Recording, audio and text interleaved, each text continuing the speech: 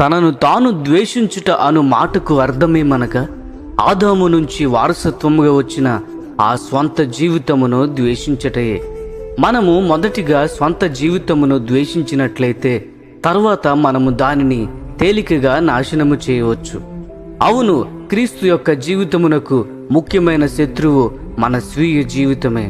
ఈ స్వీయ జీవితమును శరీరము అని బైబిలు తెలియజేస్తుంది. ఈ శరీరము మనలోని అన్ని రకములైన చెడు కోరికలకు పుట్టినిల్లుగా ఉంటుంది. శోధనలు అన్ని ప్రేరేపించటం వలన మన స్వీయ కోరికలు నెరవేర్చబడతాయి. మన స్వయమును కోరుకొనుట, మన స్వంత ఘనతను కోరుకొనుట, స్వంత ఆనందము పట్ల కోరిక కలిగి ఉండుట, మన స్వంత మార్గములో కొనసాగుట, అటువంటి ఈ పుట్టినిల్లు నుంచి వేరుపడవలెను. మనము నిజాయితీగా ఉన్నట్లయితే మనము చేసే మంచి క్రియలు, కల్మషంతో కూడిన చెడు ఉద్దేశములను మనము గ్రహించగలము.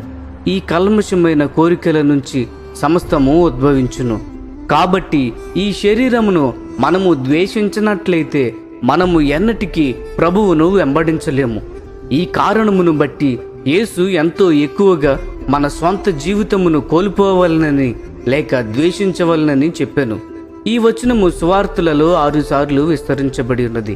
మత్తయి సువార్త 10వ అధ్యాయము 39వ వచనము, 16వ అధ్యాయము 25వ వచనము, మార్కు సువార్త 8వ అధ్యాయం 35వ వచనము, లూకా సువార్త 9వ అధ్యాయం 24వ వచనము, 14వ అధ్యాయము 26వ వచనములు, యోహాను సువార్త 12వ అధ్యాయము 25వ వచనములు.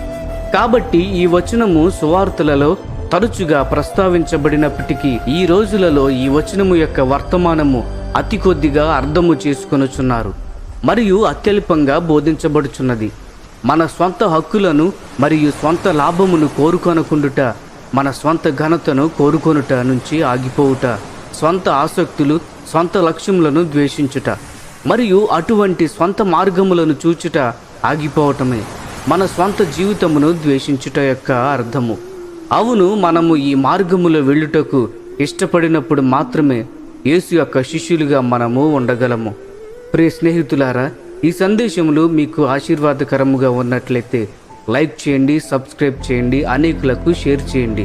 మీ విలువైన అభిప్రాయములను కామెంట్ రూపంలో మాతో పంచుకోనండి.